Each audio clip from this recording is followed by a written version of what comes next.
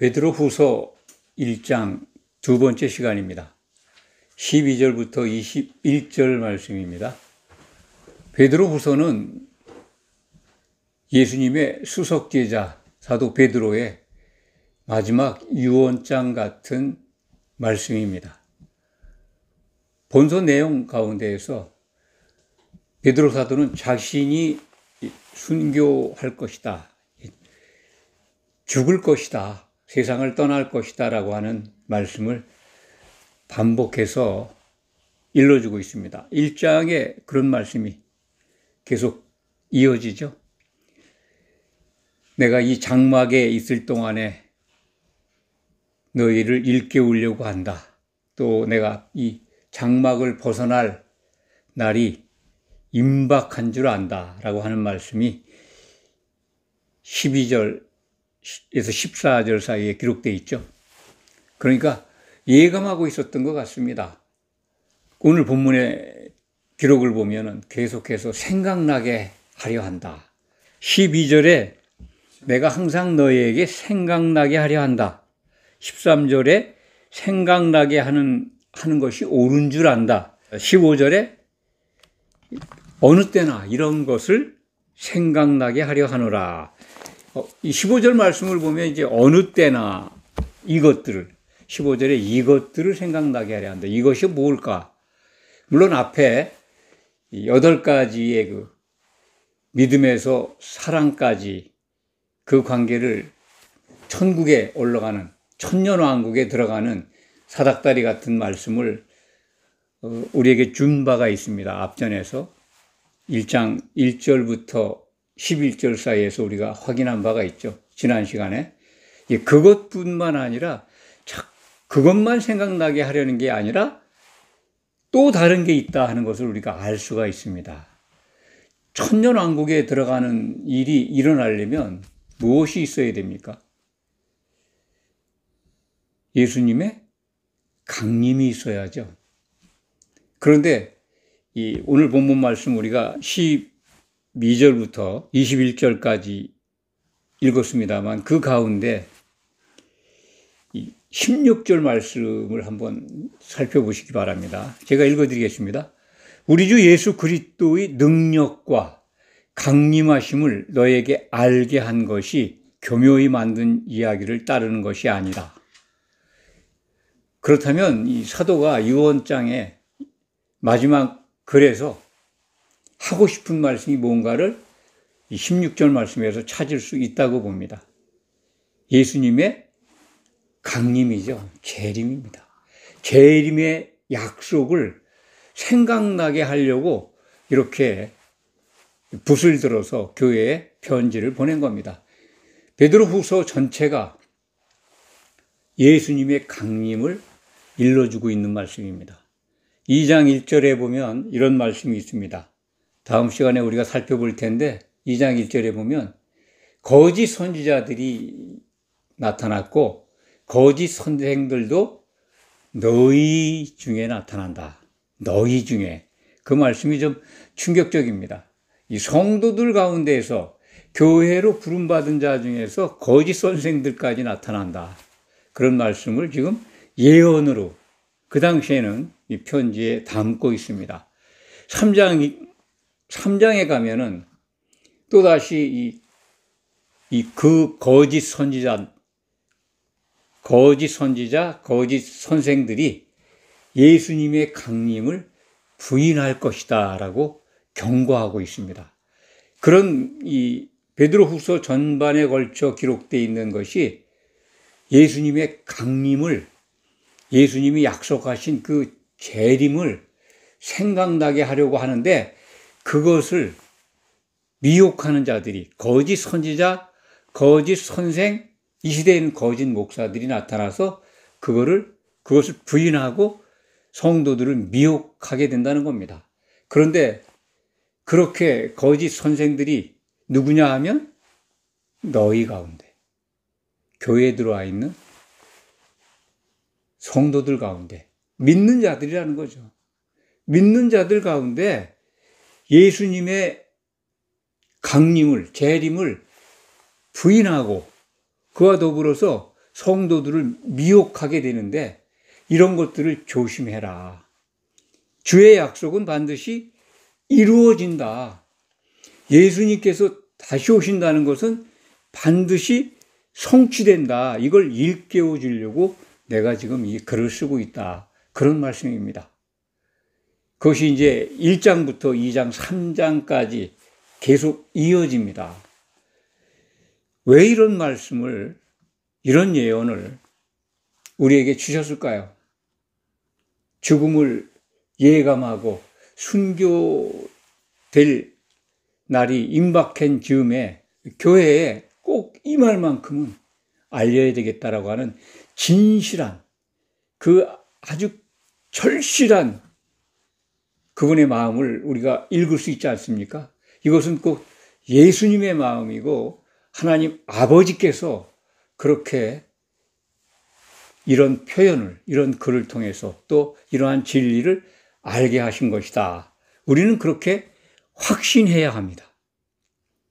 생각나게 하려 한다. 기억나게 하려 한다. 그리고 3장, 베드로후서는 3장까지만 있습니다. 이렇게 주님의 강림이 분명하고 그것이 우리가 소망으로 바라봐야 될 정말 믿음의 목표인데 그것을 미혹하는 자들이 나타나서 참 너희들을 실족하게 할 것이다. 그것을 알게 된 베드로 사도는 얼마나 속이 탔겠어요. 그래서 이 글을 쓰고 있는 겁니다. 마지막 유언서입니다. 이 글을 교회에 보내고 언제 순교당했는지 그 시간의 차이가 얼마인지 모르지만 장막을 떠날 날이 임박했다라고 하는 그 말씀을 기록한 걸 보면 그리 길지 않은 시간 후에 순교당했을 것이다 라고 우리는 짐작을 하게 됩니다. 왜 이런 말씀을 반복해서 사도들은 우리에게, 교회에게 주고 있을까요? 거짓 선생들, 미혹하는 자들, 실족하게 하는 자들. 신약 성경 전체가 미혹에 빠지지 마라. 믿음을 굳건히 지켜라. 잘 분별해라. 조심해라. 그런 말씀 아닙니까? 이른바 오늘날 우리에게 만연해 있는 믿기만 하면 구원이라고 하는 기독교가 만든 그 교리가 진리라면 신약 성경에 왜 이런 말씀을 반복해서 우리에게 들려줄까요? 예수님도 정말 그의 나라에 들어가는 문이 좁다라고 우리에게 일러주셨습니다. 복음서를 한번 보십시오. 마태복음 7장 13절, 14절. 그 말씀을 보면 정말 좁은 문으로 들어가기 힘쓰라라고 말씀하시지 않습니까? 구원에 이르는 길이 굉장히 좁고 협착하다. 그래서 찾는 이들이 적다. 반면에 멸망으로 가는 문은 크고 넓다. 그래서 찾는 이들이 많다. 이렇게 말씀하시지 않습니까? 그리고 그 뒤에 이어서 거짓 선지자들, 거짓 목사들이 참 예수님 앞에 서서 예수님 재림한 모습이죠. 재림한 상황에서 자기들이 주와 더불어 먹고 마시고 또 능력도 행하고 귀신도 쫓아냈습니다. 라고 보고를 하잖아요. 예수님 앞에서. 재림하신 예수님 앞에서. 그런데 예수님이 나는 너희가 도무지 어디서 왔는지 잘 모르겠다. 그런 대답을 거짓 선지자들은 듣게 됩니다. 미혹하는 자들이. 결국 뭡니까? 그들은 예수님 나라에 못 들어간다는 거죠. 그리스도의 심판대에서 추방당하는 겁니다. 예수님이 약속하신 그 말씀까지도 부인해가면서 재림이 어디 있냐, 참 예수님의 강림이 어디 있느냐라고 조롱한다는 거 아니에요. 읽어볼까요? 베드로후서 3장 3절부터 4절입니다. 먼저 이것을 알지니 말세에 조롱하는 자들이 와서 자기의 정욕을 따라 행하며 조롱하여 이르되 주께서 강림하신다는 약속이 어디 있느냐? 이렇게 조롱한다는 겁니다.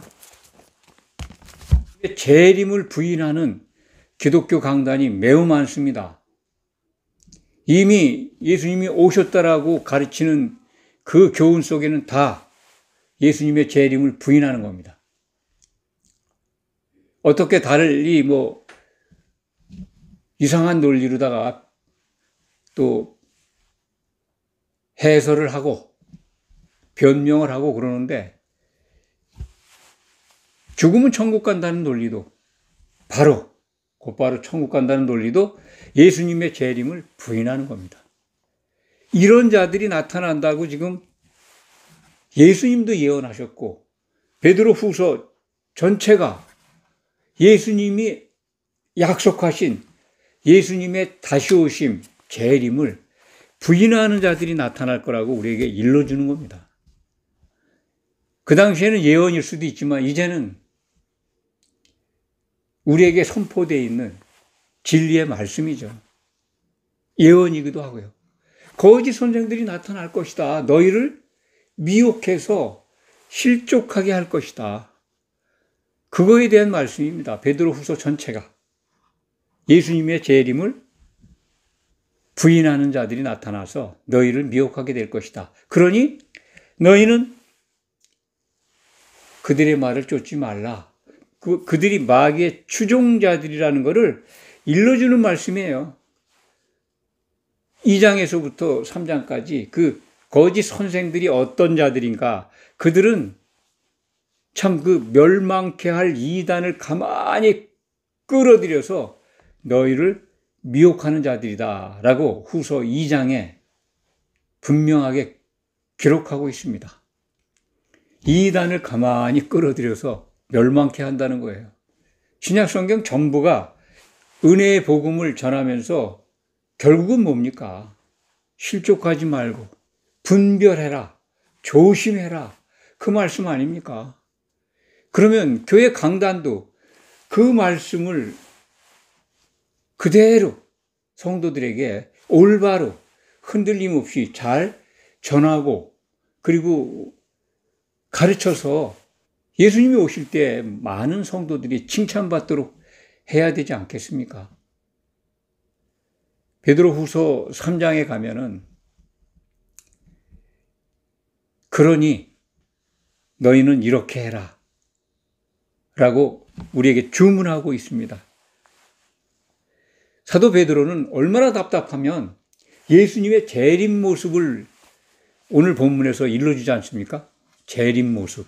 변화산 사건을 설명해 주는 거예요. 마태복음 17장일 겁니다. 거룩한 산에 올라갔을 때 예수님이 놀라운 모습으로 변하죠. 그것을 목격했다라고 베드로 사도께서 증언하잖아요. 그건 뭡니까? 오늘 본문 말씀과 연결하면 그건 무엇을 의미할까요? 예수님의 재림 모습을 본 것으로 지금 설명하는 겁니다. 예수님이 오실 때 그 모습으로 오시는 것. 그래서 예수님의 강림 모습을 친히 보았다. 그런 말씀입니다. 1장 19절에는 또 우리에게는 더 확실한 예언이 있다. 이것은 어두운 데를 비치는 등불과 같다. 샛별과 같아. 너희 마음에 떠오르기까지. 그게 뭘까요? 사도들이 받은 예수님이 직접 일러주신 예언의 말씀이죠. 약속의 말씀이라고 저는 이해합니다.